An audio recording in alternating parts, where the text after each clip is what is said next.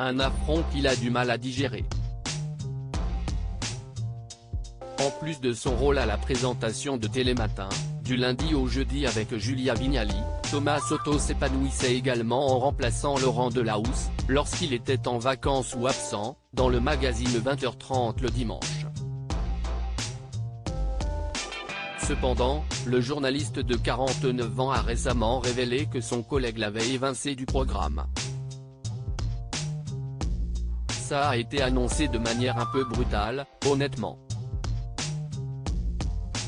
J'étais en train de préparer le 20h30 avec Stéphane Echer et on m'a dit que les règles changeaient, a-t-il confié dans On refait la télé, sur RTL, ce samedi 11 mars 2023. Et d'ajouter, je n'ai pas très bien compris pourquoi. C'est une décision de Laurent. Je l'accepte. Je ne trouve pas ça hyper pertinent pour l'antenne. Depuis, les deux présentateurs de télévision se seraient expliqués et auraient eu des échanges tendus.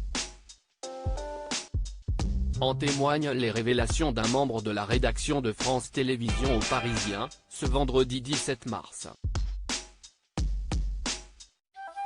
Thomas était en colère. Il a eu avec Laurent des échanges tendus par texto. Le dialogue est rompu entre eux, a ainsi confié la source. De leur côté, les deux intéressés, qui ont également été contactés par nos confrères, n'ont pas souhaité s'exprimer de nouveau sur cette affaire. Anna Cabana, Thomas Soto. Ces journalistes tombés sous le charme d'une personnalité politique sont un peu des gamineries si Thomas Soto, qui a récemment laissé planer le doute quant à son avenir dans Télématin, a décidé de rendre publique cette affaire. Elle faisait déjà beaucoup de bruit dans les couloirs de France Télévisions. La preuve ? De nombreux proches du dossier se sont questionnés sur les tenants et les aboutissants de cette éviction brutale. L'un d'entre eux a même remis en cause la pertinence de cette nouvelle organisation au sein du média.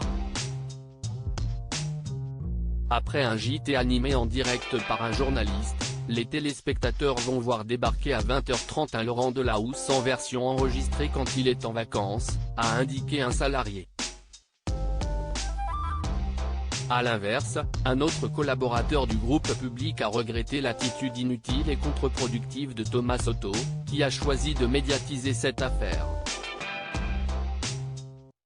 Ce sont un peu des gamineries, ça ne sert pas sa cause, a-t-il fustigé.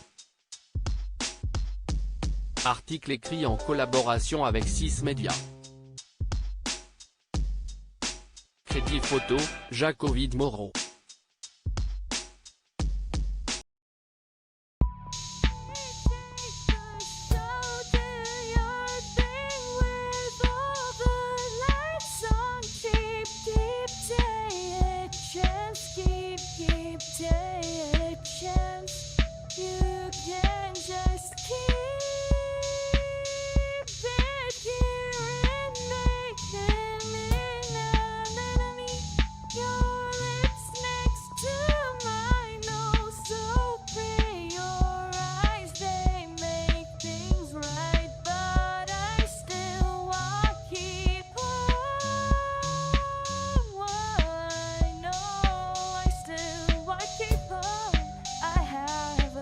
Keep it up, I have